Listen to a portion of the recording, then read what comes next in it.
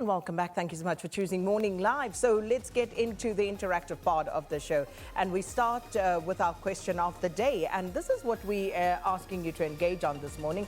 What is your reaction to the North Gauteng High Court judgment yesterday that declared levels 3 and 4 of the national lockdown regulations unconstitutional and invalid? And of course, that suspended, as it were, for 2 weeks for the powers that be to go and change those regulations that are deemed unconstitutional and invalid. But what is your take on that judgment? We'll be talking to constitutional law experts to break it down further, but give us your view at Morning Live SABC, and please use the hashtag Morning Live SABC when engaging us on Twitter. All right, looking forward to all of those. Okay, let's now take a look at the stories of the day. The Deputy Chief Justice, Raymond Zondo, is today expected to brief the media on the work that the State Capture Commission has been doing during the lockdown period. This should be an interesting one. Oh, fantastic. Moving on, we continue getting reaction to the North Gauteng High Court judgment that declared levels 3 and 4 of the national lockdown regulations invalid and unconstitutional. And according to figures released by the Health Ministry last night, the total number of confirmed COVID-19 cases, South Africa has to date now 35,812 cases of coronavirus. The number of deaths is 755. A total of 18,313 have recovered, which brings active cases to 16,744. And taking a look at those provincial statistics and the breakdown, the Western Cape, still the epicenter here in South Africa, 23,583 positive cases. And the Gauteng has 4,276, followed by the Eastern Cape on 4,324. KwaZulu-Natal has 2,637 positive cases. The Free State, 299. There are 193 in Limpopo. Mpumalanga, 132. Northwest Province 271, and the Northern Cape still under 100, standing at 91 positive cases. All right, and then confirmed tests 761,534, confirmed cases 35,812, recoveries 18,313, deaths 755, and active cases 16,744. Globally, we've got 6.19 million cases, confirmed cases. That's up 123,000 since yesterday. The deaths are now at 376,000. That's up 4,000 from yesterday. And America, of course, still the one that's leading on those rates. 108,000 of the total deaths coming from the US, up 478 yesterday. But Brazil, still, I keep mentioning it, is climbing, and they're at 31,309. Yesterday alone, they recorded 1,262 deaths. Let's move on to those trending topics. First up, hashtag High Court. And this, of course, following the High Court decision in Pretoria yesterday, declaring levels 3 and 4 of the nationwide lockdown regulations invalid and unconstitutional. But, of course, government has 14 days to fix them.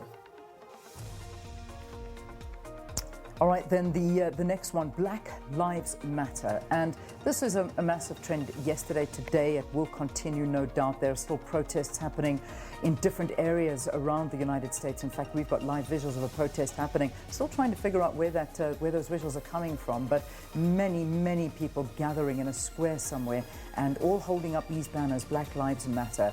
All of this on the back of what happened to George Floyd, and it's still reverberating not only in America but around the world. In fact, yesterday was a day where if you opened up social media, you would have seen all these black pictures being posted, and it basically was a hashtag Blackout Tuesday. Started as something that the music industry was doing. I think it was the likes of Mick Jagger, LeBron James, and a whole bunch of other high-profile individuals filled their social media with black boxes and messages of support to donate to civil rights organizations. It then spread very much so, way just further than the music industry, and you saw everybody posting it, including the likes of Tiffany Trump. That's Donald Trump's daughter. So that was just something that took over social media, and a lot of people are just, appalled by what is happening and saying enough is enough.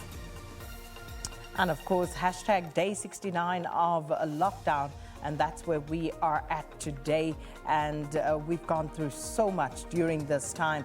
And of course, the latest development here being that High Court ruling. And it doesn't, however, mean that we are not bound by these regulations. Still, as you heard there, the state will have 14 days in which to fix this. But also, we'll hear about the rationality test and how it's applied. We'll be speaking to constitutional law experts just to break all of that down for us, Leanne. Also, I just wanted to bring you a story that jumped out at me. It coming out of the world, basically. 102 coronavirus vaccines are being worked on around the world. But here's the interesting thing. So far, just 9 have got as far as clinical trials in people. So, you know, that is well underway. And the UK are very much so wanting to be the first with regard to that vaccine. And they're saying that it's progressing well. And according to scientists, they plan on putting something in place to roll out millions of doses should they be successful. So, yeah, just keeping an eye on the vaccines that are currently the trials that are happening right now. Yeah, a lot of work being done.